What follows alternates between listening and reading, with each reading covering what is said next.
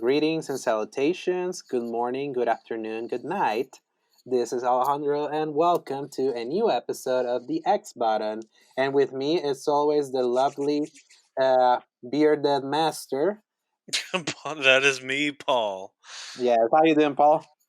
I am doing, I'd say, about as good as to be expected right now. I have been hearing a resounding lack of news from my favorite game places. I had to work a lot today, so I'm exhausted, but I'm glad that we're here to talk about some video games and Yeah, possibly even some movie stuff. S- absolutely. Whew. Paul, I haven't heard from you for a while because, for context, we're recording the latest we have recorded so far because we usually record with a lot of lead time. Mhm. Like last time we recorded on Valentine's Day from when it posted. So, what has been new for you Whew, recently? man, I have been we had a recent inclusion of like a temporary roommate over at the house, which has taken up a lot of my time because he ended up being a really cool dude, and he and I started playing Apex Legends again together. Oh, nice. Um, on top of that, I played a lot of Bioshock Infinite. I restarted that from the beginning on the hard Hmm. mode, and it is a much different experience than I remember. I don't know if it's like the several years it's been that I've grown in my strategies and how I Hmm. play games, maybe, but I've had a lot less difficulty with that than I had in the past, and it Hmm. always makes me think about like how we progress as people and how our approach to different problems will change. And one of those being So, an uh, interesting do game that I you, love. exactly. So, do you mean have changed your approach how way, like in the combat, or Uh, like how you go? Both actually. So I found myself finding difference like of the collectibles that I never would have passed by normally because my approach to like entering a room is very different than the way it used to be. Hmm. Um, I guess I became more methodical. I became more that like I paid attention to the way stats work in a game because Hmm. I used to be one of those people that I couldn't handle the idea of consumables. I'd sit there and stock them up endlessly until I just didn't have anywhere else to put them. Hmm. And especially for Bioshock Infinite or Bioshock in general, where you're supposed to really be moving through what you've got so that you can be picking up more things as you kill enemies. I was very much not playing the game correctly, almost like just like we've discussed in the past, where I was playing Doom like Halo, where you have to Hmm. hide behind and shoot stuff from a distance, whereas Doom, you're supposed to get in there in a nitty gritty. Hmm. And I Yeah. realized, even in the hard difficulties, you're really supposed to be running and gunning with Bioshock. I don't know if maybe I'm just playing it a very different way, but the more I move around, the more I put the pressure on the enemies, use the vigors a lot more candidly and liberally, I do so much better than I have in the past, and I died way less times, and I enjoyed myself a lot more because I mean I'm doing more. I'm not just sitting behind a little bunker taking pot Right. shots at people. Yeah, so like my big thing with Bioshock Infinite, that was a game that my second playthrough was like completely different, kind of like same as you, that having like a different combat philosophy in a way. Hmm. I feel like I played Bioshock Infinite almost too much like a shooter originally when it came out, just like emphasizing so much and just using the shotguns and the Right. machine guns. And the thing is that the original Bioshock, I played it very late. I actually played it literally a few weeks in its entirety before Infinite, and both games combats couldn't be any more different, with like Oh yeah. one giving you the weapon wheel and being more of a survival game, and Bioshock Infinite being more of like a more messier shooter, Mm. and me playing it that way. But then I feel the best way that you can play any of the Bioshock games is like really experimenting with the vigors and the plasmids, Hmm. and how much it completely changes your strategy. Oh, so much. Like when you're like sending people floating and then electrocuting them or using the fire, and then combining that with the shotgun and all that, it can be really fun. And but I feel I prefer the combat to Bioshock One better because of the more survival horror aspect. And I liked my combo of using the wrench with Hmm. the electricity, because Yeah. it was literally electrocute, one hit in the head, dead. Hmm. So it made me like save my ammo more than in Infinite, where I felt like I needed to use it all the time. So Very true. anything else that you have been playing or doing, Paul? Those have been the main two. Honestly, there was a tiny part of me that had this desire to try going back to Resident Evil 2 remake soon. And I just kind of been thinking back on it, thinking about how much fun it was, how intense it was. But I know you will agree with me. It is one of the most difficult things in the world to go back to a game that you haven't touched in a long time on an existing save file. That is one of those games Yeah. where if you jump into it and you're in the middle of the game, it's like lacks all of the interest. It lacks all of the fun almost because Mm-hmm. like it's still at that same ramped up level of difficulty that you were at when you had all of the muscle reflexes. You had all of like I remember exactly what to do. Boom boom boom pow. Mm-hmm. Got my health back, hit the zombie in the head at the same time kind of a thing. And I have completely lost that. I won't deny it. And that's I'd say that's the way for pretty much every game, and it's Mm-hmm. a slow progress of relearning some of those things. Sometimes it's faster for some than others, but man, that's almost a game that you just have to start right over from day Yeah. like the moment one in order to really get the most out of it. You know? You have to feel it. You have to like Hmm. literally feel it because otherwise it's just gonna be, especially the way enemies react to your actual shooting to them. Like how, like for example, zombies, you have to like really shoot them right between the nose for Yeah. like the actual headshot to really feel like a headshot and explode their face. That was like when I really found out. It blew my mind because you can sometimes be shooting at their head and the zombies will never go freaking down until you actually like really time the critical shot in the right in the middle. I'm like, huh, that's Hmm. like really very interesting, especially compared to other games where a shot in the head is a shot in the head. So, Right. or like a game like Resident Evil in general, where shooting in the head was always random. Like always one shot could like explode their head, or after a full magazine. But having that little minutia of like in between the nose is really Hmm. interesting. And yeah, man, now you're mentioning it because three is coming out soon. Should I Hmm. replay it or should I just wait? Because I don't even know if I'm getting three at launch. So. Yeah, that was my other recent development of my life is that being an adult now with a finite amount of resources and more importantly I'm noticing is time Mm-hmm. as a resounding lack of it thereof. Yes. I have realized that it's almost more worth it to be playing a game that you could go back to and pick up and put down Mm-hmm. than to be spending $60 on a game you're going to end up rushing through, not Yes. enjoying as much, and then you're going to let it collect dust for the next 8 months or so. So I'm almost thinking like, why don't I just wait on some of these games like the Doom Eternal and the Resident Evil 3 until they Mm-hmm. have those developer sales in a few months, Yeah. and I'll pick I, it up half price. I'm literally in that. Literally in that kerfuffle right now because Doom Eternal, Resident Evil, and Final Fantasy VII are literally back to back to back, all Yeah, three of them. So that's like a $180 to plug, and I'm like, I feel personally out of those three, I might go Final Fantasy if I'm perfectly honest. same Out of actually. yeah, yes. Good lord, yeah. Thank God I got a co-host like you, or that minds think alike. Yeah, Because of I all keep the thinking games about it. coming out, man, the one that I know that will stand more so than I feel like the others, and as far as longevity, to me personally, is going to Mhm. be Final Fantasy. Yeah, and to me it's just more Um, interesting because mhm. I'm really curious to see what it is. Not Oh, having really fully absolutely. played the original in its entirety, by seeing that it's gonna take they're making a full game out of the first section and all of that. I'm just really curious. I know Resident Evil 3 is gonna be great. I know Doom Eternal is gonna be great. I was just thinking Hmm. about it. Like I waited. When Wolfenstein 2: The New Colossus came out, I waited until there was a sale for it for like 1999, Hmm. and I bought it, and I felt that was the perfect value for that kind of game for me. And Yeah, you I dodged feel a bullet. yeah, and I really love Wolfenstein 2, by the way, and I felt that was like my third favorite game of that year, and getting it at that price, even better. But buying it at $60, I think, especially with like finite resources sometimes, Hmm. and yeah, and Doom Eternal.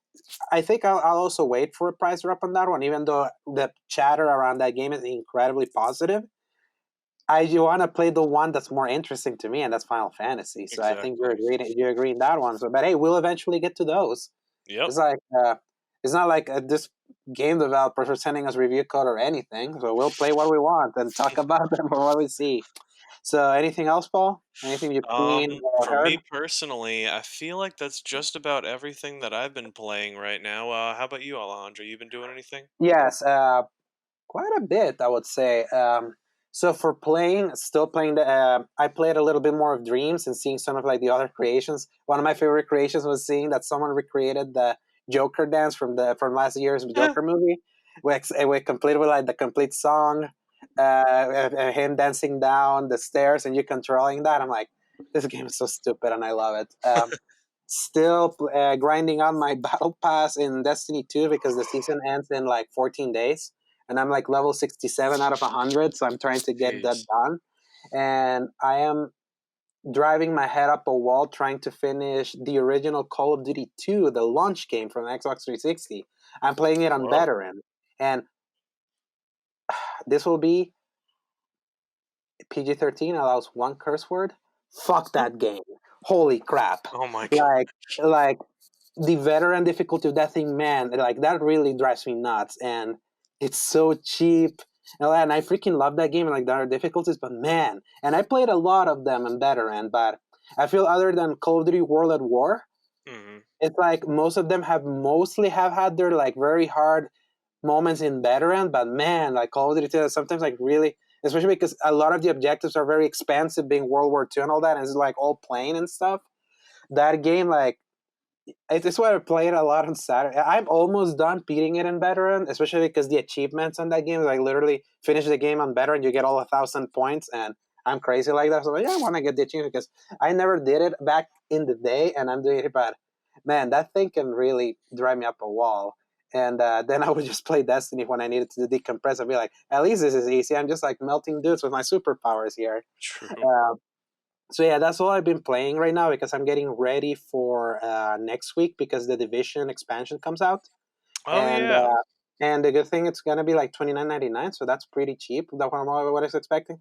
And the best part is that it has a level, like it has like a level cap increase just from buying that game, so it can like you can jump straight to that thing. And remember when I told you about the Division 2 on Xbox One because it was like $3, Oh even though yeah, I yeah, already yeah. had even though I already had it on PlayStation 4, but the file size of that game is much smaller on Xbox One. So I'm like, yeah, I'm not gonna waste more time on my PS4. I'll do it on Xbox and get it there, get more use of that. And Hmm. that's coming. And then Ori and Will of the Wisp will be the next week, and that will be a Game Pass game for me.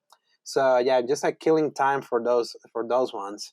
As for what I've been seeing, it's been an interesting one because have you ever heard of this show called or this book series called Shadow Hunters, the Mortal Enemy? Mortal Instruments. Instruments, yeah, something like that. Yes, I have. I have heard about it, but I'm very curious as to why that pertains to this conversation. I'm actually very fearful. Okay, because there's a show called Shadow Hunters, On and for some Freeform. on Freeform, and I've been watching it on Netflix, on the international Netflix. Yeah. Kind of more like as a curiosity because the main actress of that show, Catherine McNamara, Yeah. she played Oliver Queen's daughter on the final season of Arrow, Oh, and that's interesting. they're supposed to like be making a spin-off centered on her. And Huh. since I was a big Arrow fan, I kind of wanted to see how a show centered on that actress would sit Uh, with me. So I started watching that show, and please I tell feel me that what your thoughts are, Alejandro. oh my god, it's literally a low rent CW show in any way, shape, or form that you can think of. And like the Uh, drama and the quirkiness and like the very overly calculated music and the very good looking protagonists and all of that. mhm. But I feel I'm a sucker. It's like in any objective way that you can think of, it's kind of bad, but I think I like it. There's like just something weirdly addictive about it. And I Oh feel that, gosh. yeah, and I feel that there is something about those kind of shows that when they grab me, despite like all their bad stuff or their quirkiness, I think there's just something about them that just makes them entertaining, and you just kind of want to keep watching. Like on Saturday, I was like literally bored, so like Mhm. laying in my bed and saw like 8 episodes back to back. Oh my And goodness. after I came back from work, and yeah, I think I kind of dig that, and I feel like if that Green Arrow spin-off ends up happening with her, I think I'd be more down to do it. Like, I'm not saying that she's like the best actress or anything. Some of her acting is pretty weak, but I think she has some moments, and it made me actually interested to read the material in a way, Mm, because I read that because I was reading how it became like a very big book series around like yeah. when Hunger Games and It is Twilight a became a thing. huge series. The author, the lady that writes it Uh, has absolutely run with the concept. They have the main series, they then the have a prequel prequels, yeah, series, they have I think like a complete side story if I'm not mistaken, and then of it's like course the TV show. it's a five series that she's writing. Like she had the Right. main one, Mortal Instruments, then the previous one, the Inferno something, and Infernal Engines. No, I had the wait. Infernal Engines, all that, and it was yeah. I was reading. I was like, huh, that's interesting because apparently they also did a movie that apparently was pretty bad Yes. with Phil Collins' daughter, Lily Collins, It and was because I was I just wanted to correct myself. It was Infernal Devices for okay, the series. Continue. yes, and yeah, I almost saw the movie because when I was at work, I literally looked up because I have like a TV next to me, and they like played. They were playing a bunch of trailers, and I saw that there was a movie about that, and I had heard of Shadowhunters. I was like, oh, there was a movie, and then I went to Wikipedia and started reading about it, how people are trashing it, and people are like, the TV show's better, and then obviously Catherine McNamara, that one actress that I knew, was there, so I was like, I'll give it a shot. Let's see what this is, and yeah, it's what I've been watching, and also been catching up with the Flash. I kind of took a break of Arrowverse stuff after the Crisis crossover. Here, there's my Hmm. quote for today, and I let it kind of like pile up for a little bit, and then just watch them. And I feel they're having a really fun season. In fact, like there's like a very specific moment in an episode from 2 weeks ago that I watched recently. That was a Hmm. Valentine's Day episode that was like. I don't know if you've heard this song called "Love Is a Battlefield." It's like from 1980s from Pat, what the hell is her last name? Um, it's a battlefield. I don't know if you have heard it. That song, um, that song before. Her name is Pat Benatar. Mm. Love is a battlefield that has been stuck in my head, and I've been like humming it for a while now. So it's like really like this weird '80s music. So let me. I think I want to see if we can. I'm putting it. Hopefully, you can hear it. Oh, I can hear it. I'm also Can you hear hearing it? the sirens. Is that part of the music? Yes, Okay. it's part of the video. You have had to hear this song. I think so. It's just garbled. Oh, Yeah. yeah. Okay, I know what you're talking about. That's Okay, yeah. yeah, Yep, that one. yeah, We may get copyright struck now that I'm yeah, thinking about it, but hopefully we don't. yeah. Hopefully not. Oh my Hopefully gosh. nothing too long. Just so that song has been like stuck in my head for a while. Hmm. So because of that, it was a very funny scene that I wasn't expecting the Flash to do. With like a, I'll just say, I'll just whenever you have the time, just put the Flash "Love Is a Battlefield," and just Got it. it's like a 4 minute scene. It's like cringy AF, but for some reason, it just stuck with me. I'm like, oh man, this is so fun. I like stupid stuff. I feel So like of yeah, all people, you would enjoy Shadowhunters based on your love of like the soap opera y yeah. shenanigans of the Arrowverse. Oh yeah. Well, since Smallville was that also. So that's like Yeah, part of true. yeah. So I that's the kind of TV that I grew up on, and I feel that soap opera-ish with like something more teenager, right? There's just something about it that, and even Vampire Diaries. I'm the guy that saw the Vampire Diaries. I'm that guy, and Hmm. I will stand to my grade that a lot of those seasons of that show were really great. When that game, when especially when that show started, and it was just like low rent Twilight because it's CW wanted to like uh, catch the zeitgeist of Twilight, and they oh yeah, we're making a show about also forbidden romance between like this lady and the vampire. But then it turned out that it had like a very deep mythology between vampire brothers and all of that. It was Hmm. like it was like a cool genre show. So I have like a soft spot for that, and for some reason, I wasn't expecting to. I was expecting to hate Shadowhunters, and it just shows that I really have a weak spot for that kind of TV show. So, have you seen that show, by the way, Which one? Shadowhunters, or you didn't only know, or you No. only know about it? You So only knew I about it. I read the first book of Mortal Instruments back Uh when I huh. was kind of like really into reading, and Uh I could not stand it. huh.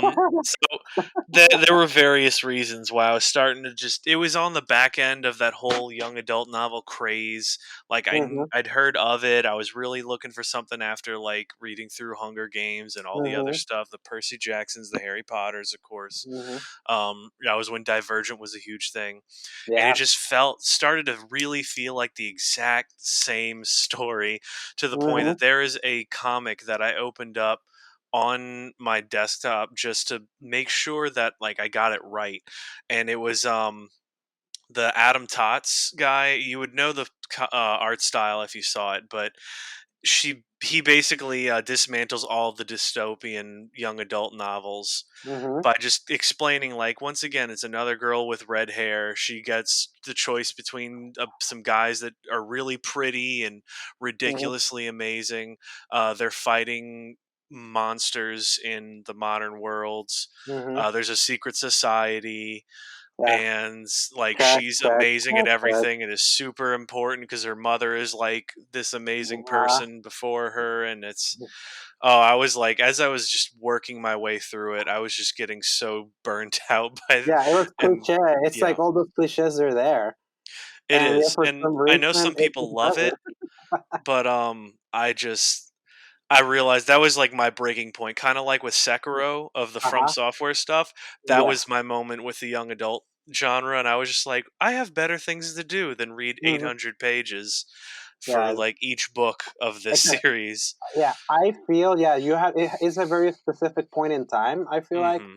that you have to like maybe not have had consumed as much of that, and I feel you were trying to consume that in the back end of like consuming on all this stuff.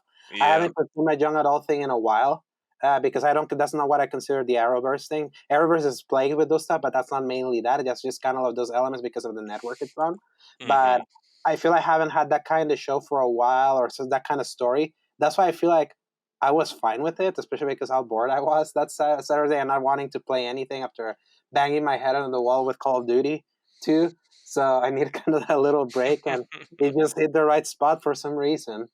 I will say that I really like the nerdy the guy that's there, a guy named Simon that apparently becomes a vampire. Also, I kind of like that. I kind of like in stories where you have kind of like the everyday guy, kind of like to be there just to like comment on the ridiculousness Oh around it. yeah, yeah. Yeah, so I feel that makes me accept those kind of stories a little bit when you have that one guy, like what I Hmm. like to call the Han Solo guy, that is like the one everyday man that you that can like at least be like your anchor point, as everything weird around you makes it hard to like really invest at first in the ridiculousness around it. So yeah, Hmm. I'll keep watching. Apparently it's only 3 seasons and two of them are short, only one of them is really long, so I Huh. might as well. I mean, why not? Why not? So True. Paul, yeah, that's pretty much it with that. And speaking of, so I think this will probably be one of our most light weeks when it comes to news, but it's light on purpose because big news happened today. So do That the you honors. are right. Yeah, do the honors. Well, today, everybody, they released a butt You're ton, by to the say the yes, but scientific term of all this. but Uh, Paul, before mm? we go forward, you forgot Oh, to.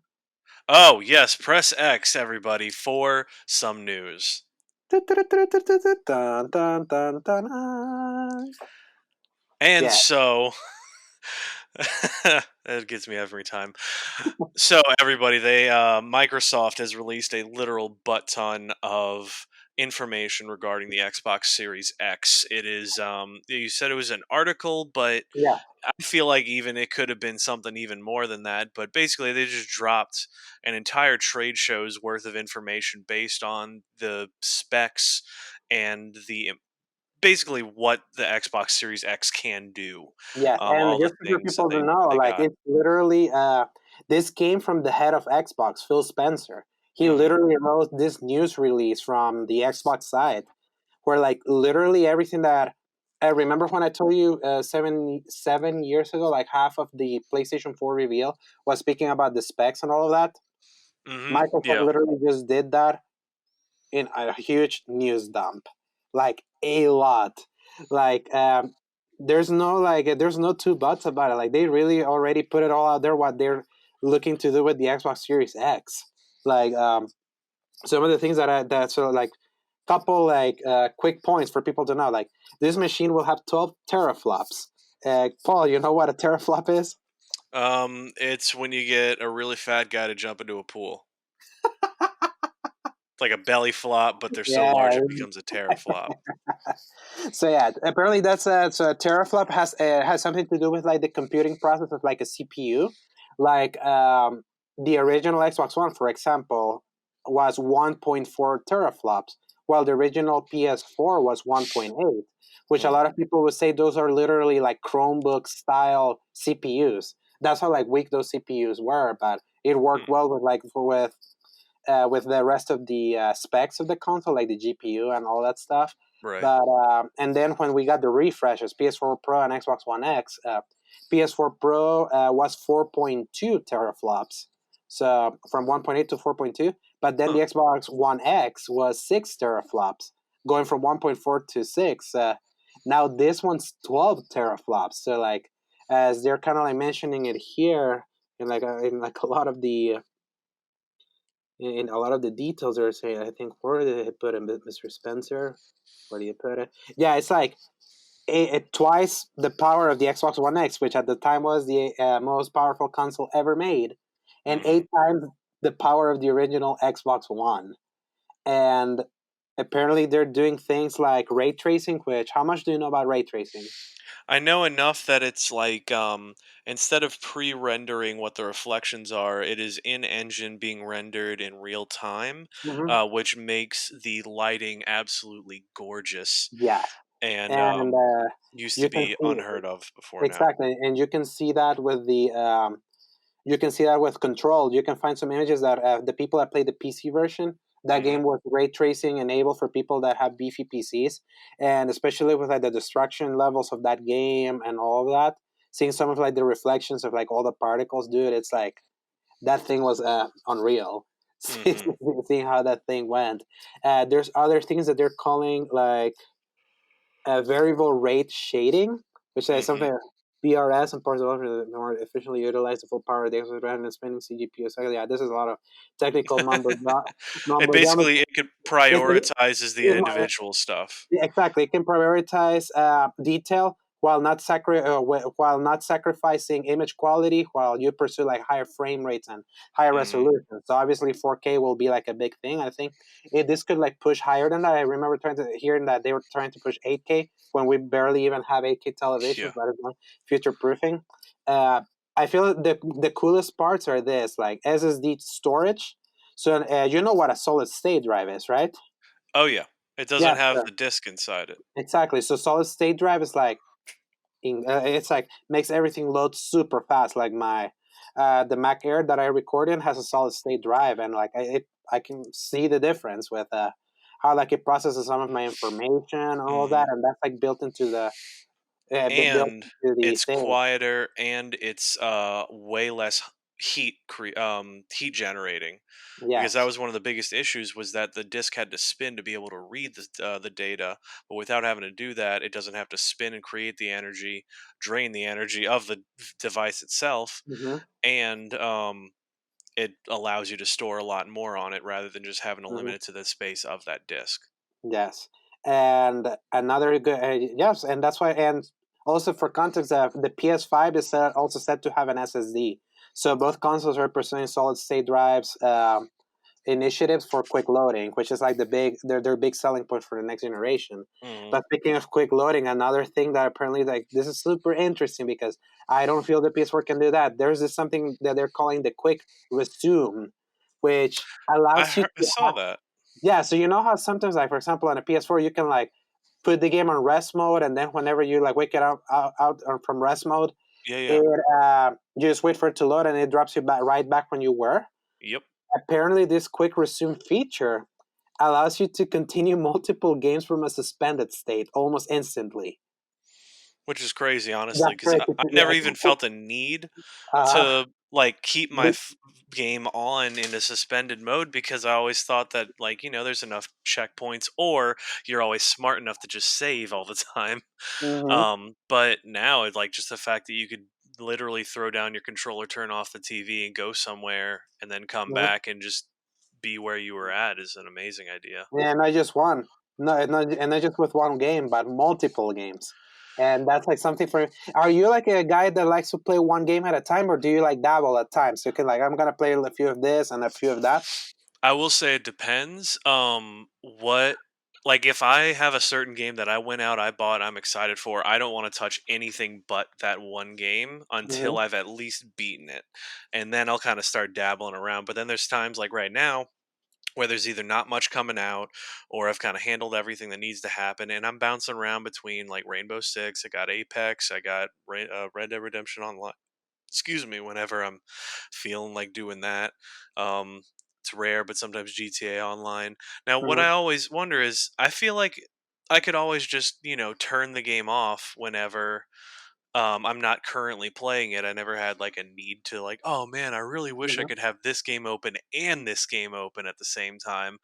But maybe that's one of those things. It's like I didn't realize I needed it until it happens. Hmm. Um, but I yeah, feel that's. this will be good for people that have like a butt ton of backlog games, like Hmm.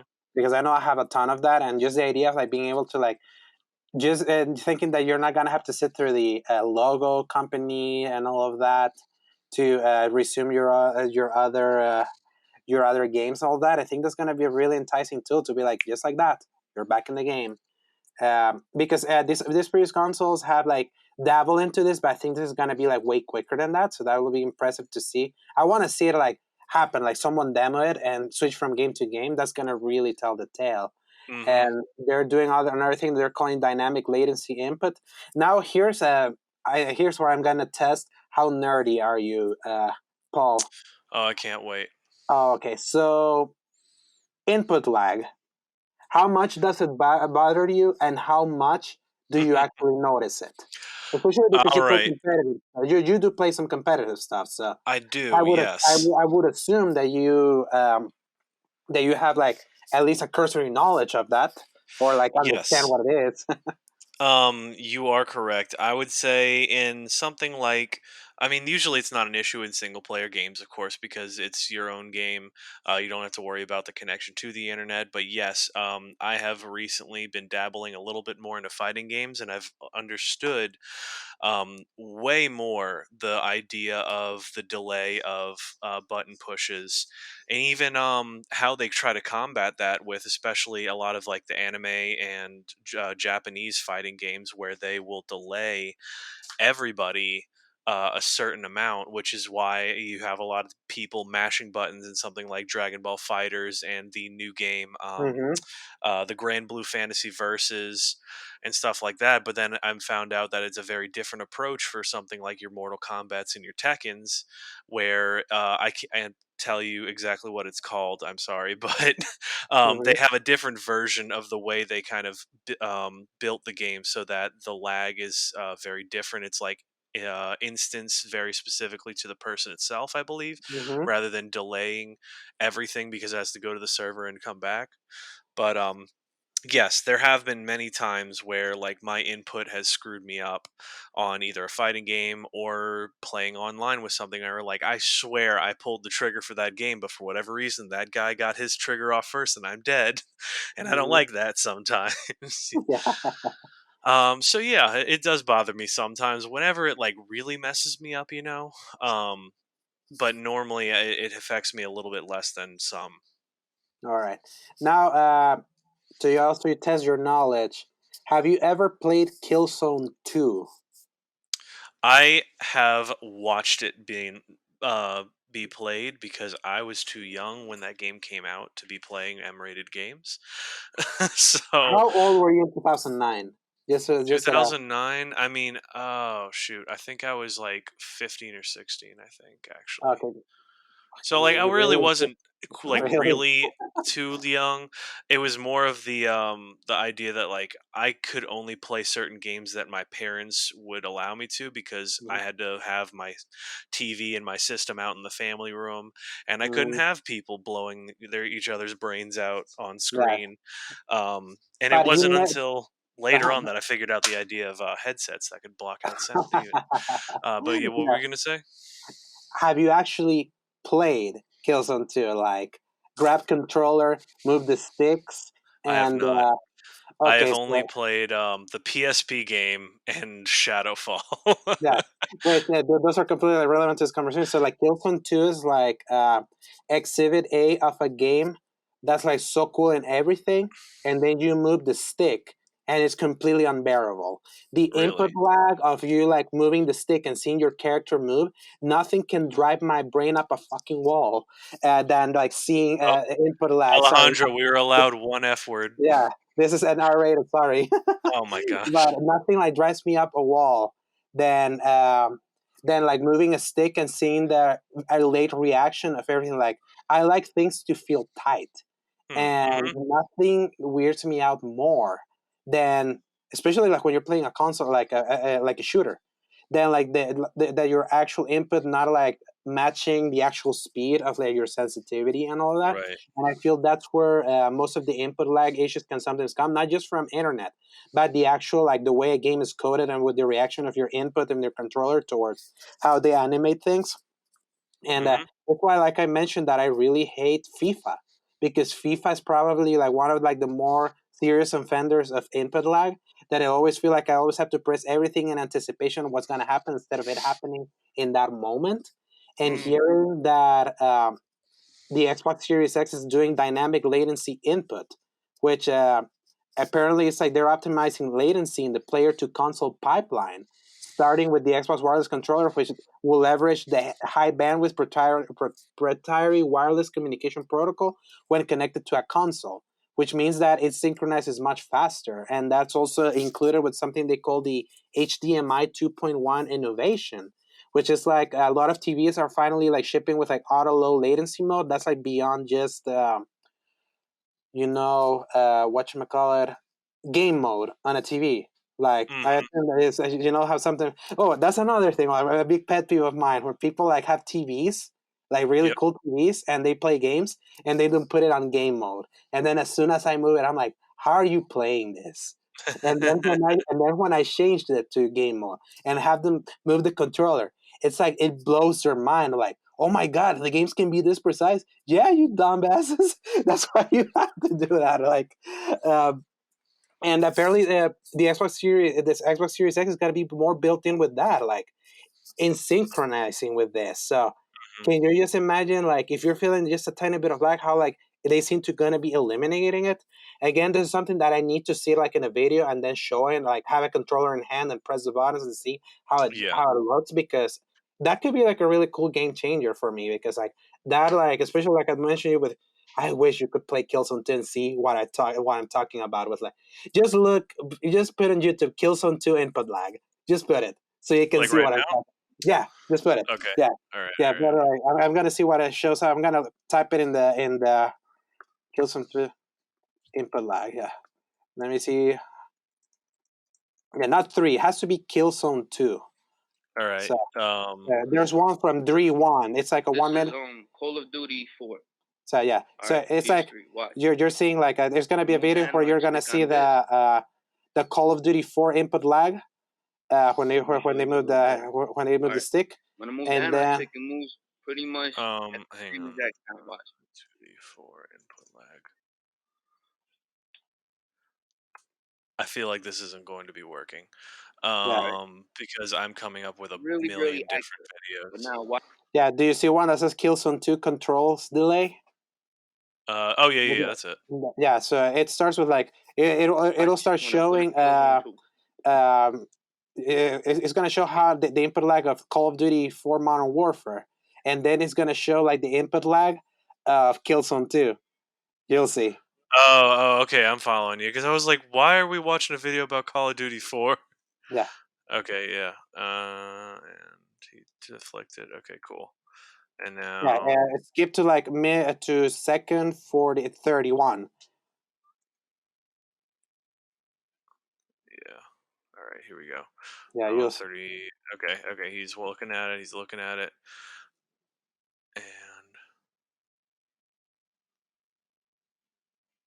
oh yeah. Oh, So you that's see, bad. you see what I mean? So it's like it has Oh my the goodness. latency of like if you were streaming, like you like if you're playing like freaking Google Stadia or PlayStation Now and all of that, and Oh my goodness. yeah, and that was on PS3. That was the first time like ever in my life where I really felt sluggishness of controls. And that was Mm-hmm. the first thing. And they actually did patch a mode to like eliminate the latency. It's called precision mode, Mm-hmm. but it helped a little bit, but not too much. Like the latency of that game is really bad. Now, just imagine how like a console like the Xbox Series X can like really make sure that that's not going to be an issue for developers. That controllers are going to control as they should. Mm-hmm. So yeah, that's like yeah, I know that's like super freaking nerdy. I don't care. Right now that all the specs are for like the nerdy people that really care about the tiny little details. That's a really interesting detail, especially when another supports 120 frames per second support. You obviously frame. I don't have to talk about frame rate, right? Like Yeah. you understand, like 30 frames per second. That's how games like God of War, Spider Man, Assassin's Creed run, and 60 frames per second, like Call of Duty, Apex Legends runs, or even like Rainbow Six Siege. When you're actually playing multiplayer, is running at 60, and then when you play 30 terrorist hunt mode, it runs at 30. You can kind of see like how like it slows down. The frame rate 120 frames, Paul. 120 frames. Which blows my mind because honestly, I feel like at some point I can't even register 60 frames per second in my head. I only found out recently that when you're playing a game, it's not going to look as smooth as the gameplay is when it's replayed. I didn't realize that was a thing until recently because I was playing through, what was it, DMC Devil May Cry, Mm-hmm. and they advertised the heck out of that game on the PS4 and Xbox One, saying it's 60 frames per Uh-huh. second. Oh my gosh, it's so slick and crisp. And I'm playing through the game, and I'm like, what the heck, people? Like this looks like nothing like what it is. And it wasn't until actually I think I streamed it or something and then rewatched the stream, and I was like, oh my gosh, it's so much smoother when you're watching on a video. And I think it's something to do with like the way, like the processing that it requires to be able to input that as quick as it can. It's going to have some kind of stutter to it, but then when you replay it, it's not having to wait for that amount of time for the Mhm. input, and then it smooths it all out I, somehow. And I I'll be honest, I'm not the smartest for that. exactly, yeah. I would say like the best way to like really describe the difference in frame rate is play Apex Legends and then go play Uncharted 4. Just do that. Like start with Apex and then immediately put Uncharted 4, or even put The Division in. Like look Yeah. at, or even put Death Stranding, for example, or even Jedi Fallen Order. Go from Apex and go to those games and then see how like sluggisher the actual movement in that game feels or looks in the screen while you're because at 30 eventually it looks cinematic, and if the frame rate is stable enough it feels smooth, but whenever you're at 60 frames you can really really really see that. Hmm. And more frame rate means less input lag. So Also true. yeah, this console is really making the case for it being for competitive players.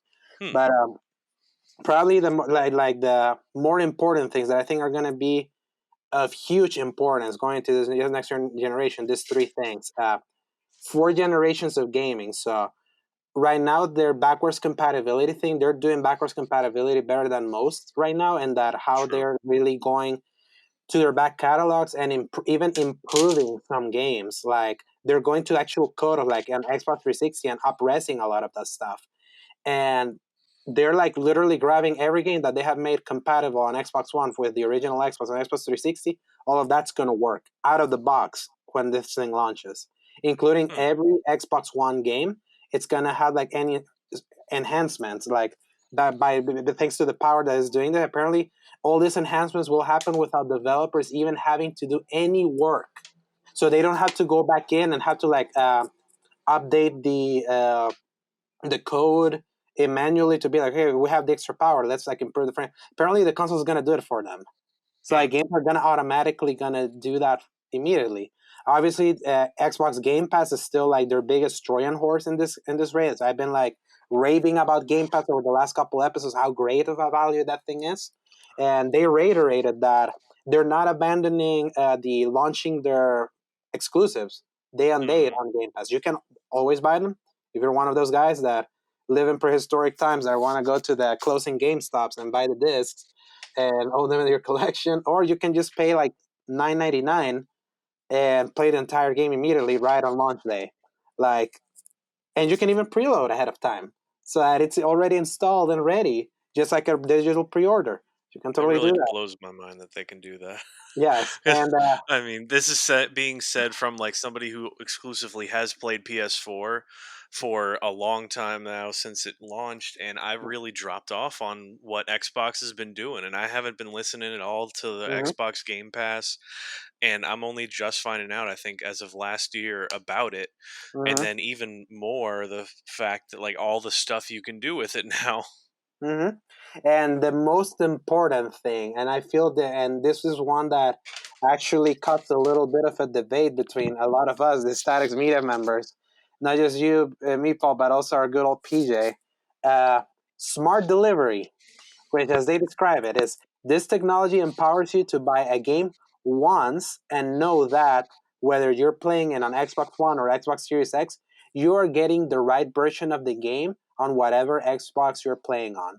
So, Hmm. like for example, if you buy the $59.99 version of Halo Infinite for Xbox One, for example, you own that game now. You own it, and then whenever you if you get a Series X and you want to play Halo Infinite in there, it's already gonna be like if you bought the Xbox Series X version, not a backwards compatible version.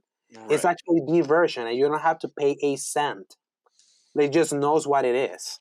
And this is like taking the cross buy mentality and really driving it home of like, yeah, this is an ecosystem. This is part of like the Xbox ecosystem. You only have to buy this game once. And just to give people context, last generation, when they said that the Xbox One and PS4 were not going to be backwards compatible, but they were going to have cross generation games, so like Call of Duty Ghosts came out on November 5th on PS3 and 360, but then it came out on the next generation consoles on November 15th and November 22nd of that year. If you started playing because you're like, oh yeah, I want to play the new Call of Duty and I'm not going to wait a week to play to get the better version, I can start playing now. They offered like an upgrade path of like, yeah, these things are not going to be backwards compatible, but if you pay $10 and just put the disc, or if you have the digital version, just pay $10 and you're already going to have the next gen version with the new bells and whistles. Hmm. Microsoft is saying, screw all that. If you buy it Right. once on Xbox One, that's it. And then freaking CD Projekt Red came out today saying that Yep. if you buy the Xbox One version of Cyberpunk, you already have the Xbox Series X version. Like you already have it. You don't have to pay a single extra cent for the extra bells and whistles that the extra processing power is going to do for that game. That is incredibly pro consumer, and that really changes the game, especially if more developers actually adopt that. However, that's where some of the debates we were having with our friend were happening. So, like for example, you actually posted this question. If you want to say it.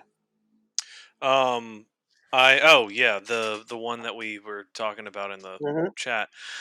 So that would be, should Microsoft control the game publisher business practices? Now, what that mm-hmm, means is, as Alejandro, PJ, and I were kind of discussing the new news over our little Facebook group, we started discussing the idea of, well, why doesn't everybody do this already? mm-hmm, It should already be a thing. Like, of course, consumers are the focus of all this stuff. mm-hmm, Shouldn't what's the word? Shouldn't companies already be giving everybody the exact version of the game? Shouldn't you already, like, you buy the game once and you have every version of it? Much less, like, say you buy it on Xbox, you should already have an ability to put it on your PC, or you should be able to Mm-hmm. download it on your PC if it exists. And vice versa, if you buy a game on PC, you should already have it on Xbox. And he explained, or PJ was explaining, like, of course PlayStation and Sony wouldn't be able to do that necessarily because they only have one platform on it. Mm-hmm. But what a great world we would be able to have if we had this this amazing ability to just download a game that we owned on different devices of sorts, and to Mm-hmm. just kind of keep the truck rolling. And Alejandro and I were quick to point out the the issues that would arise with that, namely, like, the realisticness of who gets the money based on that, who gets the Mm-hmm. right to put those games where.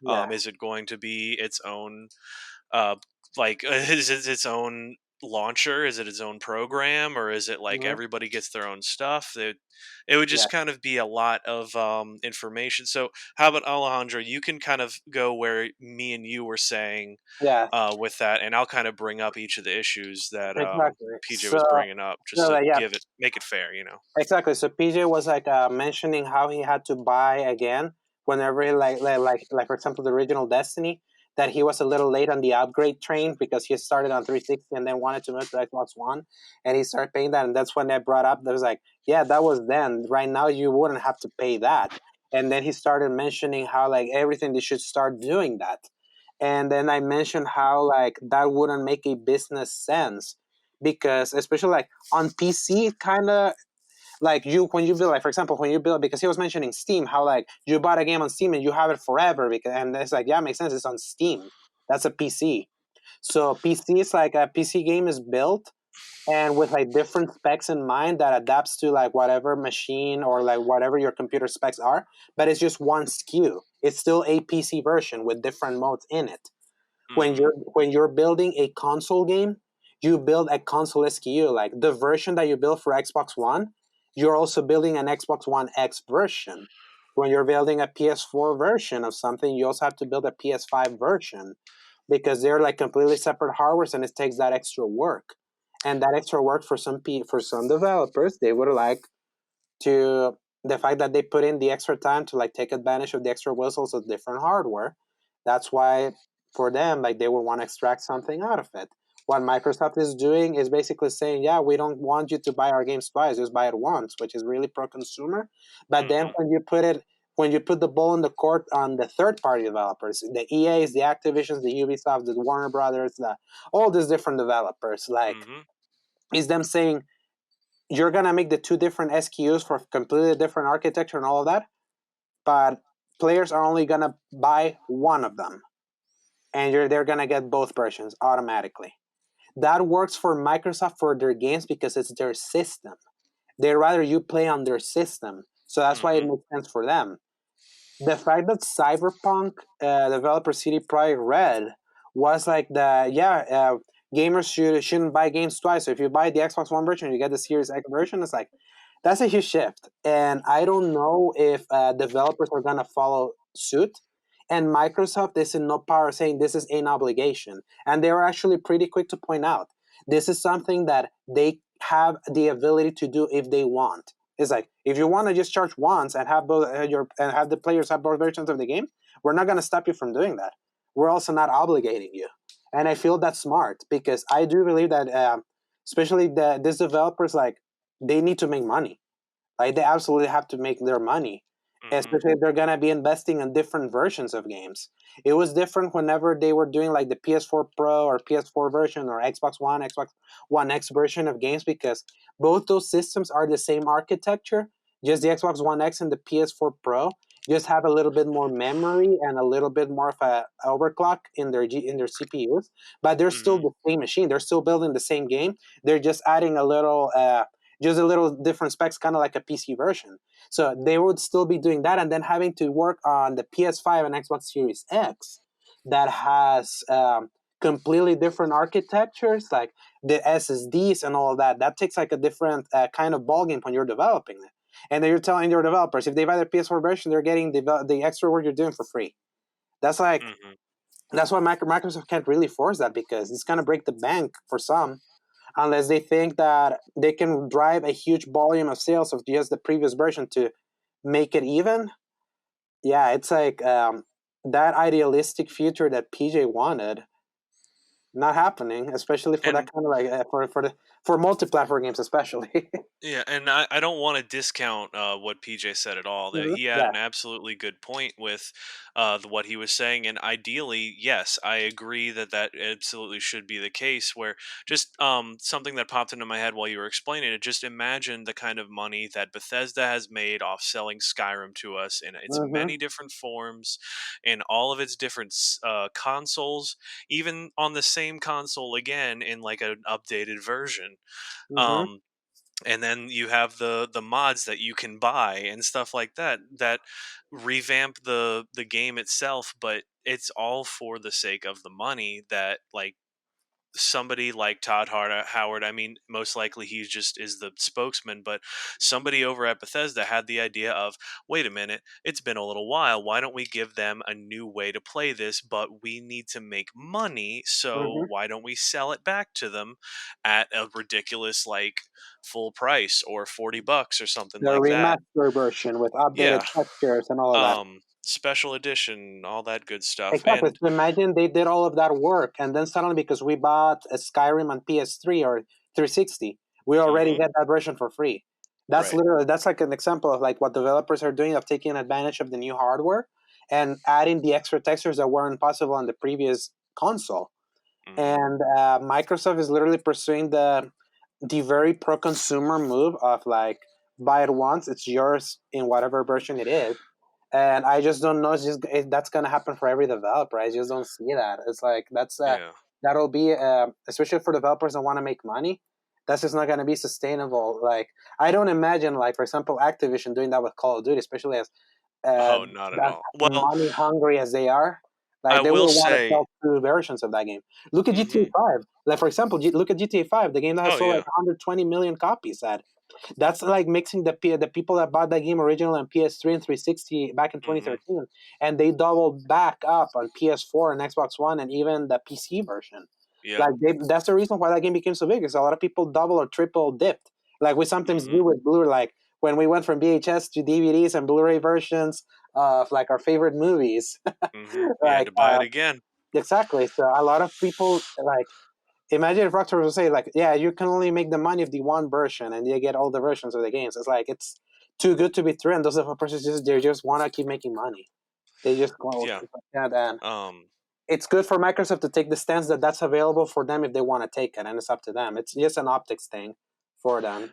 Now I want to almost like take all of that with a grain of salt because they say like the specific wording they say is smart like making the commitment to use smart delivery on all our exclusive Xbox Game Studios titles, Hmm. and then just said one of them, including Halo Infinite. I feel like, I mean, unless they have some kind of amazing new like rollout of exclusive titles, you remember how wonderful Microsoft has been with their exclusives this Yeah, past yeah, generation. yeah. And I mean, they might not even be really promising all that much. There might be 3 or 4 games in total that are exclusive Xbox Game Studios titles. I mean, just imagine the trailer for the Xbox Series X. They had what, Forza, they had Halo, they had FIFA, Hmm. and like something else I thought that they showcased in it. I mean, outside of maybe like Gears 6 or whatever, Hmm. um, I can't think of really anything else unless they start either revamping old IPs Uh, or giving us new stuff. You know what I'm saying? okay, so I think this is so Paul. Did you see the Microsoft press conference from 2018 I did. on I E3? refresh me on what we're talking about though. Day three. So you were mentioning Uh how they've been like how they have been their exclusive offerings have been relatively lacking. They haven't had much. Do you yes. remember that since E3 2018 till right now they have bought 8 studios? I do remember hearing about that. They bought Ninja Theory. They bought Playground Games. They bought Compulsion Games. They bought Obsidian. They bought the Wasteland developers. I forgot what they were called. They bought Tim Schafer's Double Fine studio, so like Hmm. they have literally invested. They went from just having 5 internal studios to having 13 in the Mm. span of 2 years. When Sony has like 12 or 13 also first party studios. So Yeah. like the reason why they're mentioning Halo Infinite because it's the one that's almost ready. And don't Right. forget that when they announced the Xbox Series X, they also announced Hellblade 2. Wait, that's going to be an Xbox exclusive? Yes, yeah, because they Oh, bought Ninja Theory. So the original I Hellblade didn't was think also on about that. PS4. Yeah, the original Hellblade was started on PS4 and then eventually migrated to Xbox One. Then Yeah. Microsoft like opened the pocket and bought that entire studio. And Hmm. then and now Hellblade 2 is going to be an Xbox Series X exclusive. And that trailer was Interesting. insane in its detail, the facial animation. For Oh people that yes, yeah, absolutely. the people that haven't seen that, just put Hellblade 2 on YouTube and look at the crazy face and facials in that one. It's like insane. So their smart delivery especially starts making sense considering all the investments that they have made. When you go from 5 to 13 studios, it shows you that you're committing at fixing your exclusive problem. Because before it was You're right. Yeah. yeah. So and when you start with Halo, which is like their most recognizable series, Hmm. that has been dormant for 5 years, Right. granted. So like, so they have been a little smart to like pull the brakes a little bit and work and have more time to work on this Halo game, and the fact that if you only have the Xbox One, you can buy that game, and then if you eventually upgrade, that's there with you, and Hmm. whatever other game, especially because remember, I think I mentioned it. I think it was on episode 3 or 4 when I got the cheap Xbox One again. When the Oh yeah, yeah. Matt Booty have mentioned that the first 2 years they want all their exclusives to be on both Xbox One and Xbox Series X. So Mm. like they're like playing kind of like the long game of like yeah, people if they really want the most powerful console that we have in our ecosystem, they can jump straight up. But if not, if they still have Xbox One or they just recently invested in one, they can still get 1 or 2 more years out of this thing. The good thing is they're doing the smart delivery. Oh Then yeah. that means like yeah, and then whenever you're ready to upgrade, you're actually gonna get the actual spec'd up Xbox Series X version of these games, not the backwards compatible, not the Xbox One version being played on Xbox Series X, an Right. actual Xbox Series X version. That's like the big difference. And I feel all these moves that Microsoft is doing. Actually, I'm reading here, they have 15 Xbox game studios. Hmm. 15. So that's what tells you how much they have invested in this thing. Because they also have that studio called The Initiative in Santa Monica that's like poaching people from like Naughty Dog and Sony Santa Monica and Hmm. Insomniac and all that, which is like that sector of game development is like top tier developers, and they're like making sure that they're doing like an original game. Like I tell you, Paul, like I feel like Microsoft's ringing it Hmm. because in the time since last time we had PS5 news where we got the logo, we got the website open. In that time, Xbox showed the box. It showed the back of the box. It's giving us all the specs. Hmm. What the hell is Sony doing? Like You know, um, what I feel like is going on. There's one of two options. they're scared. Either Sony's scared. either they are terrified of what is going on, and I'm picturing it almost like one of the Rocky fights, Mm-hmm. where right now, I mean, I don't want to take sides by saying like Sony is Rocky right now, but Mm-hmm. right now I feel like Sony is being just pummeled right now Mm-hmm. by everything that is going on, and is either Sony is playing the long game by waiting it out, Mm-hmm. letting this hype go, seeing everything that they've got so that they can respond in kind to it. Mm-hmm. Because if you remember, like, um, not to go back all the way to when the 2013. Xbox One Mm-hmm. was announced, Mm-hmm. when they said that, of course, the DRM. Yeah. PlayStation gets real tongue in cheek and says, "Hey, here's how you can get Fair like game. share with your friends," Mm-hmm. and then they have two of them hand one a case from one to the other. Mm-hmm. That seemed like a really like we just threw this together, but we really want to put a middle finger into their face right now. I Exactly. feel like they want to do that again. They're letting Microsoft get this head start. They're letting themselves kind of do Mm-hmm. this. They're letting them have their moment in the limelight, only to try. Um, I want to believe that they have some kind of ace in their hole, like Yeah. all of this and more, something like that. I personally kind of have a bit of doubts on that. I Hmm. feel like they are scrambling, like Hmm. Xbox Series X and Microsoft are giving them all sorts of different curveballs here in Hmm. like all these stuff that like, oh shoot, we didn't think of that. Oh shoot, like Exactly. there's a gap in our research. We got to work on that, and it So slowed them down. the big But yeah, the point that you made is fair. Like the reason why the PS4 was so successful was that it counteracted what the Xbox One announced itself as. Here's the exactly. difference. Sorry. When the Xbox One announced all that stuff, it was bad stuff. It was like anti-consumer stuff. That was like a lot of people. That was like a cocky Microsoft at the top of their game, Hmm. trying to force this very almost authoritarian future of like the no use games, and you have to be connected once every 24 hours or not your console will locked up.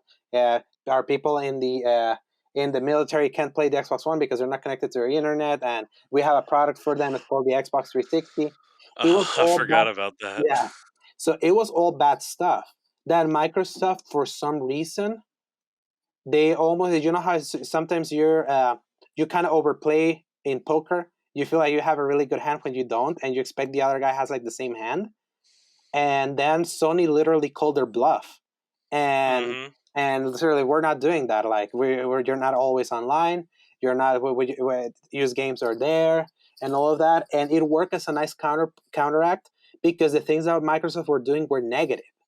And everyone expected if Microsoft is so bold of doing this, that means Sony is also doing it. Otherwise, Microsoft wouldn't be doing this. Then it turned out Microsoft was in its own style of thinking that they could get away with that, and they didn't. And that ended up hurting them forever in this entire console generation. The big difference that this is a different Microsoft under different leadership with a different philosophy. Notice how there's no TV mention in this thing compared Hmm. to compared to the TV mention of the Xbox One reveal. And sports TV, Call of Duty was from that original May 21st, 2013 reveal. I'll never forget that as long as I live. One of the worst reveals I've ever seen. They're doing all this thing that everyone thinks that's incredibly pro-consumer.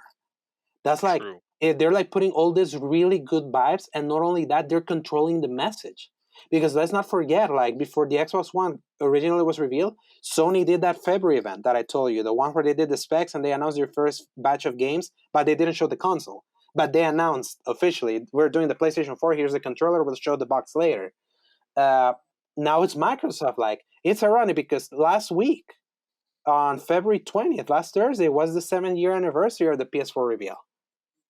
And who Huh. actually has said, and who has actually now shown the box, and who has actually now shown the specs? It's Microsoft, and they did it Yeah. February. And Sony saying that they're still not ready to say anything. And I'm like saying like the difference here is that they're also Sony that's at the top of their game. Like they're at the top of the world right now with the 100+ millions that they have sold of that console.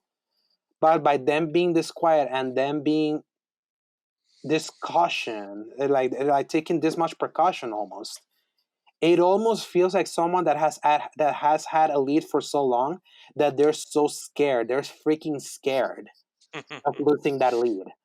And Hmm. because of being that scared, they're going to lose that lead.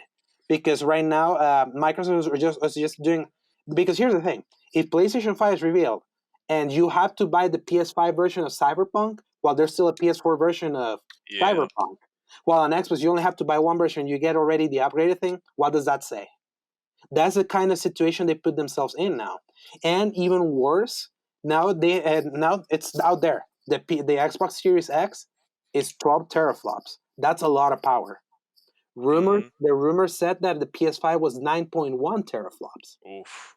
So you already are coming in with like the power disadvantage there, and you're Yeah. coming in later, and the rumor is that the price of that Microsoft is not gonna look into selling the Series X at $600. It's not gonna happen. That's like Hmm. they know how the $600 price killed the PS3.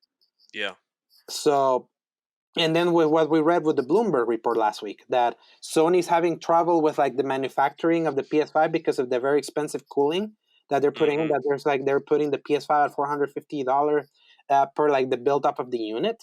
And apparently there's like internal strife. I was kind of reading that Sony, there's a huge split in the middle between people that say that they have to sell that console at a loss, and Sony saying that they don't ever want to lose a console at a loss ever again, because they lost $200 per PS3 unit at $600, because building that thing was like Golly. $800. So they're still scared of how much the PS3 put them in the red back then. If you have both consoles launching like this, like if you have both consoles that are gonna launch at the same price at $499, and then you have the guys over at Microsoft saying we're the same price as these guys, and we're more powerful, and we're more consumer friendly, and we have all this Mm-hmm. stuff. Like, this is what Sony is like setting themselves up for failure for waiting this long, and especially with some of the moves that they're making right now, like as a smooth transition, like then is like that's what have been the big news that have dropped out of Sony lately. Two big events that are happening next, literally this week, and then at the end of March. PAX East and GDC. PAX East, like Mm-hmm. the developer, like kind of like the PAX East, the consumer show that a lot of people are going, and they were gonna show the demo of Last of Us 2 to be playable for the first time for people that attended. They're dropping out of that event. And GDC, the Game Developers Conference, which is where all game developers convene together for like a trade show where Mm-hmm. they like get briefed on new technologies and all that during a hardware year. That's where usually like the companies like Microsoft and Sony, they go there and like unveil like these are the dev kits. This is how much Mm-hmm. power you have. This is what the console can do. These are the things that are going to run in it. This is what we're planning on, how we're planning on supporting it. They're dropping out of that, and their excuse is that they're scared of the coronavirus. A Which virus, really blows me away. a virus that right now, yes, I'm not underplaying. Like, the news are getting worse as it comes. Obviously, right now the full like ground zero of that place is still in China. That's still and Asia is still where a lot of the things are being we're hearing most of the reports, a lot of people are getting sick and all that, how it like transitioned over to South Korea, and somehow it made its way to Italy. So yeah, the Oh, things dang, are, really? but it's like just few. It's like few. You know how sometimes a few people contract the virus, but then like people like to like really blow the thing up. Right. To me, especially on a year where Sony started the year right off saying that they're skipping E3, that they're not going to be at E3 to show their hardware and all that, which, like we mentioned in our second, I think it was our second episode, how like that also that meant more like a harm for E3 than it did Sony, because 2019 they skipped E3 and it didn't hurt them. In fact, they still sold a lot without even having that kind of trade show. And them skipping again in a hardware year that they're launching, but they're now skipping all of that. You're like, yeah, this is no bueno. And I've been vocal. My main console is a PlayStation. Your main console is also PlayStation. Mm-hmm. Their silence is becoming almost too deafening, and we're finishing February, because remember how I made there's like rumors that they were probably going to reveal the PS5 like they did the PS4 back then, even though they already kind of had mentioned what the PS5 was going to be specs wise with the SSD and ray tracing and all of that in that Wired article in a way. But Yeah. those were not final specs. Those were the things that they were targeting. What Xbox Right. Series X did right now, this is the specs. This is what the machine is. This is the power. We still don't know that. We still don't know that about the PS5. And originally, when the 9.1 teraflop rumors started flying, the rumor was like, okay, they're gonna have a cheaper, like they're gonna have like maybe a little less powerful console than Microsoft, because what they're gonna do is that they want to have, because 9.1 teraflop is still a little higher than 1.8, which is what the original PlayStation 4. A little higher. Yeah, Yeah. exactly. Yeah. So it's like it's still higher when you compare it from Apple's going from like regular PS4 to regular PS5, going from Yeah. 1.8 to 9.1. That's still a pretty sizable jump, especially Absolutely. yeah, and that's still double. Kind of like if we use Microsoft's terminology, you have twice the power of this and twice the 8 times as power as this. That still makes sense if the PS5 is like 9.1 teraflops to the 4.2 on PS4 Pro. Mm-hmm. But that was with the rumor also that the reason why they targeted that was because they're trying to shoot for 399 again, because it worked so well for them. Oh, absolutely. The Bloomberg report that we saw last week throws that completely out the window, Mm-hmm. because like especially if they're having this internal conflict of wanting to still make money in console, I don't see the console launching at 450 just for it to Mm, like literally break a nothing.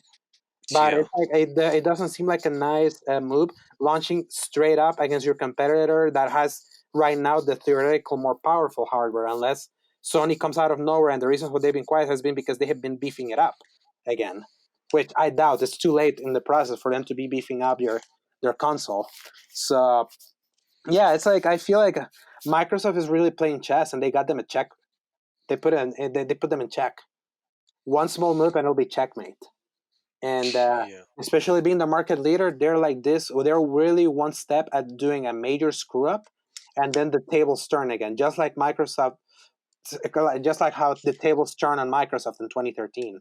That's like what they're setting themselves up by playing it too close to their chest. And I think they feel they have earned it because they have sold so much of the PS4 over this generation, and especially when the Instagram, the PlayStation Instagram posted the PS5 logo, and it's like one of the most liked pictures in Instagram history. I Hmm. think, yeah, it's like yes, PlayStation is popular. It's like it is a worldwide brand more than Xbox is, but being a worldwide brand didn't help them during the PS3 era.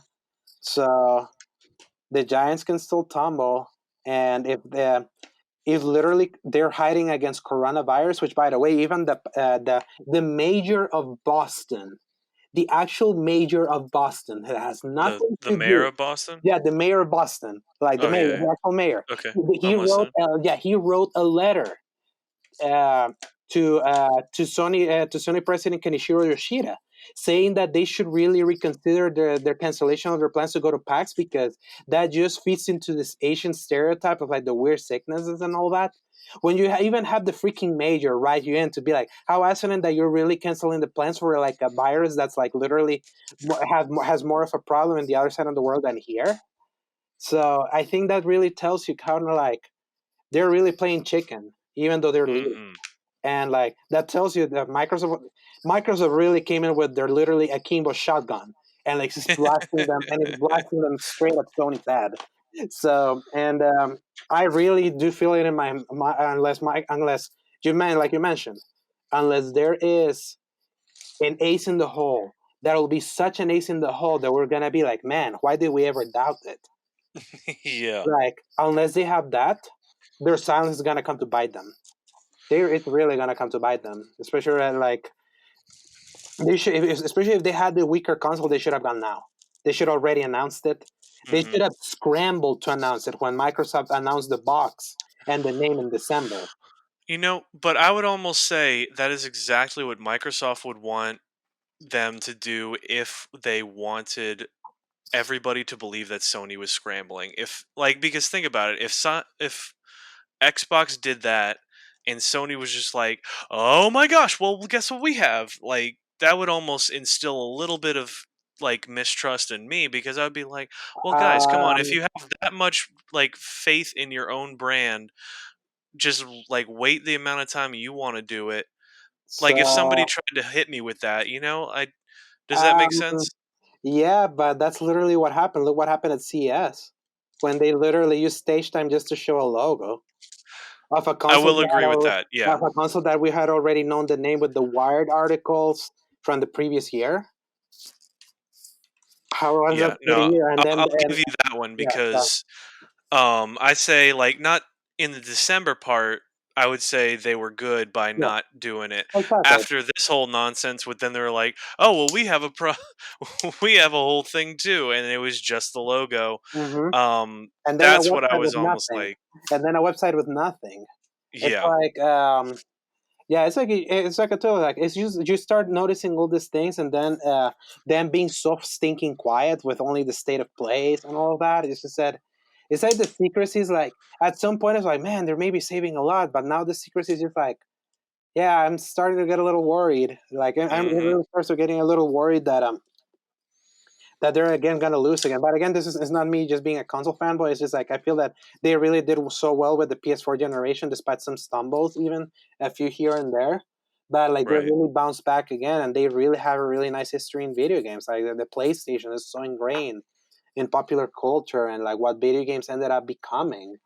And I don't want to see them fail, especially how like the PS3 almost broke them, and then Hmm. turning it around through that generation to then eventually come at the very very end and outselling the 360 when they were behind for so long with the Right. 360 with a 360 a year ahead on the market. That still shows the strength of the brand, but you can't really underestimate a Microsoft that even by downplaying their competition, they're still competing. That was really sure saying, yeah, our competitors are Amazon and Google going forward. A week or two later, boom, here's all the specs. That's what, True. like, yeah, you can't underestimate Microsoft. They're like downplaying, but still sending the uppercuts. They're really saying the uppercuts. Man, yeah, You're it's not wrong, and yeah, I feel like only time's gonna tell on how this plays out. I agree with a lot of what you're saying, and I think part of me has wishful thinking on some of the rest. But in one way or another, we're gonna find out. At yeah. least this is one thing that we know we are going to find out for sure in the coming Hmm. months. Exactly. One on the better side or for the worse side, and we're going to be here to talk about it absolutely because that is going to be a fun day when we find out what the deal is with all Yeah, this hush hush action. exactly. So yeah, so Paul, that was all for. So like I mentioned, light news week, but light news that were like literally our topic of the show. So But we had a lot to talk about it, and I'd say you were right in pushing back whatever our plans were before that because it did end up being a pretty juicy week for that. exactly. So before we leave, we got to just one final news segment, but that's uh, from our other segment that people probably know by this point. So Paul, do the honors. Press X for our X reel.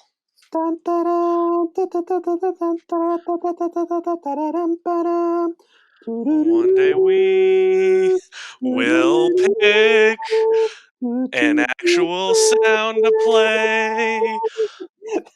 And so, Okay. Alejandro, we're going to jump right into this one because I'm very curious to hear your thoughts on this. We've been hearing the rumors of a movie on this beloved video game series for so long.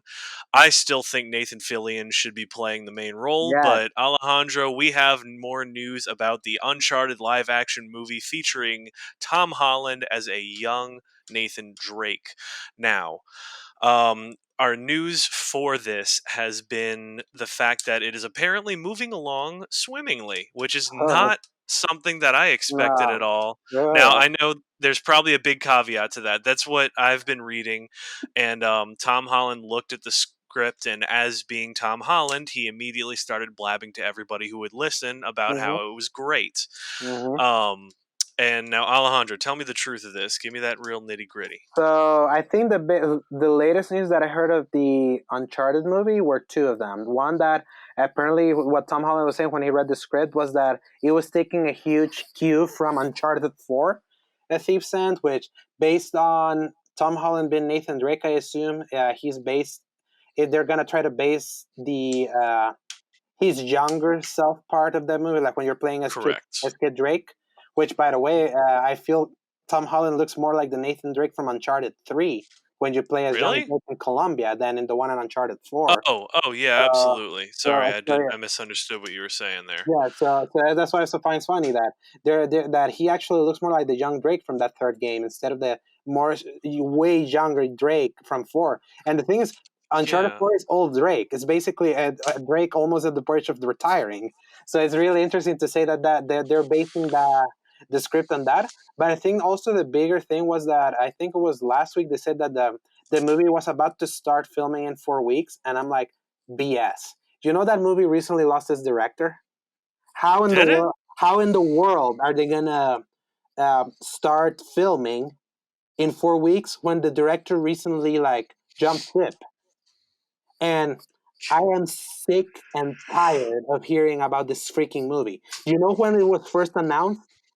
Back in What, like 5 years ago? 2010, 2010, when Really? Uncharted So 3 10 was years ago. yeah, when Uncharted 3 was teased in November 2010, there was an entertainment like for some reason a news site that's not a gaming site but a movie site. is the one that announced the Uncharted the Uncharted movie.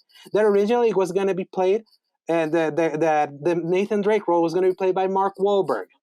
That was back in What? yes, Mark Wahlberg, Marky Mark was going to be Nathan Drake, which the Uncharted movie has been in such a development hell Mm-hmm. that I think it was by 2016 or 2017 they announced that now Mark Wahlberg instead was going to play Sully, which is so hilarious. Oh my gosh. And because 2017 is when they announced Tom Holland was going to be on charge. So I'm like, oh, that's interesting. So they're actually pursuing the young Nathan Drake angle for this, which would be cool because what else? Because my thing is that Uncharted, I think, is a really cool series stuck on a video game. When you try to move it to a movie, it's like we have Indiana Jones, we have the Mummy, we even have freaking Sahara. Like, Correction, we had Indiana Jones and the Mummy. yeah, we still having Indiana Jones 5. Did you hear? Harrison Ford. I I refuse to believe that's real until it actually happens. Well, they say they're filming that one also soon. Well, So, just like you said, they're starting 4 weeks of yeah. filming Uncharted. I call BS. Well, they have been talking about the Indiana Jones movie as ever since the Uh, Disney takeover. So, yeah, I know. so yeah, that one I believe more the prospects of the Indiana Jones 5 finally like starting filming, especially when Harrison Ford. Apparently, Harrison Ford is still doing it, even though he's like super decrepit at this It point. blows my mind because he like is not in the fitness to actually do any of the stunts for it. So the only thing I can think of is he's going to be once again passing the torch to somebody else Mm-hmm, to continue a series of it. Maybe he's like trying to finally like get himself out of all of his movies because I mm-hmm. mean he did the Star Wars and he killed himself off. Yeah. He Even though then did he Blade came back, Runner and then even though and he he did like came back, finally retired in uh-huh. Blade Runner, which I mean, granted, if they managed to do a good job with the Blade Runner series with 2049, personally, I Mm-hmm. think I Oh yeah, loved it. that was a really great movie. Probably the best Um, sci-fi movie of that year. it was certainly amazing. So I feel like maybe you know what I was gonna say. Like, absolutely, I feel like Harrison Ford's getting an idea for how to like wrap up his characters, but and like play in modern movies. And then they had Call of the Wild come out where he just plays with a CGI dog for Yeah, three that hours. apparently it's an awful movie from what I keep Yeah, hearing. that's what I heard as well. Yeah, So it just makes me wonder, like maybe Harrison Ford is just not doesn't care anymore. yeah, Maybe that's just what he does at this point is he knows that people are going to pay to see it. yeah. He knows he's going to get the money for it. He knows he's going to get all the interviews where he can act grumpy to everyone that he sees. I will still say I think he still cares because spoiler to people that haven't seen it, which I Haven't doubt you seen what haven't. though. Rise You of have to. Skywalker. Okay, that's yeah. Yeah, so I have seen it, of course, but yes, spoilers for anybody. Come back in like 2 minutes minutes. if you I haven't. mean, just the fact that he kept secret that he was returning for Rise of Skywalker for his cameo as That is a good point. and I kind of forgot about that part. second, and I feel that shows that he cared enough that he was willing to play ball and be like really quiet about that because that was never announced at all. That No, they really kept that a secret. That was my favorite part of that movie. That's and like the how it reflected kind of like served as a parallel to his last scene in Force yeah. Awakens and seeing it kind of like seeing like almost shot by frame, almost the same that way. That was crazy. For 2 seconds, I thought Kylo Ren was just going to kill his dad a second time. I was just Exactly. going to walk out of the theater. Mhm, exactly. So, and I feel that was so that really tells me that I feel Harrison Ford really needs the right material to do things, and I do feel that he really cared. Like more than anything, he always cared more about Indiana Jones than he did Han Solo. He's been very vocal That is about it. true. So I do believe more of Indiana Jones 5 finally entering production and being filmed, especially because I think it's part of like the Disney schedule of like the slates when they like put that bunch of dates out, especially with the Star Wars trilogy from the Game of Thrones guys who are literally going kaput and they still have to fill up some holes. That's right. I forgot they just canned that whole idea.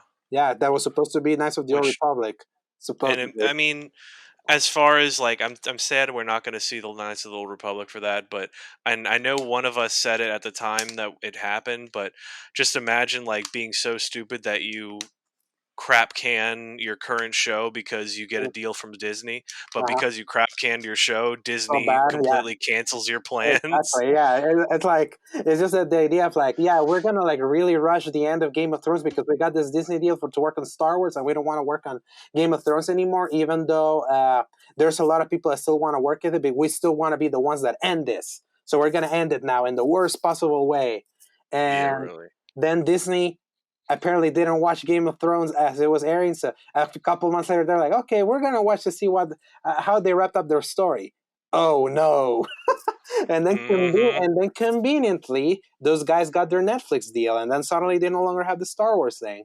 Yep. And before that, apparently they had like a conversation at like a at like a workshop for like creative writing and all that, and they kind of started mentioning how they didn't really know what they were doing as they were working on Game of Thrones and all that. I was like, oof, that was like a perfect storm of crap Really to though. for them to like really lose. And that's what happens when like you really just drop the towel at the very end of a project, like that's gonna haunt you. Like that now, like how they wrapped up Game of Thrones, that has soiled that entire, like the idea of It rewatching that. really has. Yeah, it really. Like Like, it has disappeared overnight from the idea of like pop pop culture. culture, Yeah. no references to it in Hmm. modern media. There is like it has just disappeared off the And face of the earth. remember how before that it was like all over pop culture, like Literally references everything, and yes. and it was it was the biggest TV show in the world at that point. Basically, you It were was saying, going like, to immortalize so many things and so many people, oh, and yeah, it's like that final season, man.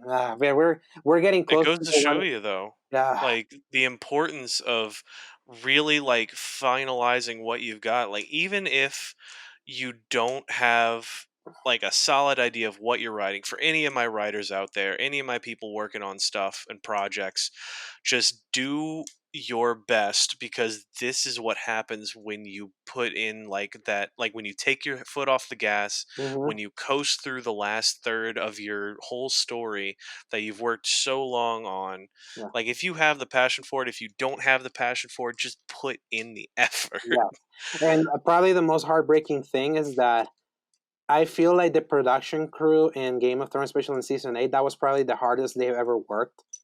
Like just the quality of like visually of like the directors and all of that. Hmm. Just thinking that probably in the season where the when the writers did the worst they ever had with their writing, they still Yeah. did the best work they ever did, like visually. Because some of like the most Yeah. stunning things happen in season 8 visually, but that was not what Some that show was amazing about. fights, some Exactly. amazing shots, Even cinematography. though you couldn't see half of the big pivotal fight in episode 7. Yeah. Yeah, that was pretty stupid. Yeah, so but even then, like the penultimate episode, the destruction of King's Landing, seeing all that destruction and all that was it's like it really breaks my heart thinking that the legacy of the Game of Thrones is forever tarnished because Hmm. remember the water cooler, the red wedding, the mountain and the viper, Ned Stark's beheading, the Hmm. Jon Snow resurrection, the battle of the bastards, the destruction of the Sept of Baelor with like the super Alfred Hitchcockian explosion Oh yeah. of the season 6 finale, like all Hmm. of that. The loot train battle with like the dragon and all of like the two armies clashing for the first time. Like True. all of that completely down the crapper because of how the final season went, and it Hmm. really sucks because every time I hear the word Game of Thrones, I shudder. I Yep. shudder. That's how much it hurts of how bad of how it ended.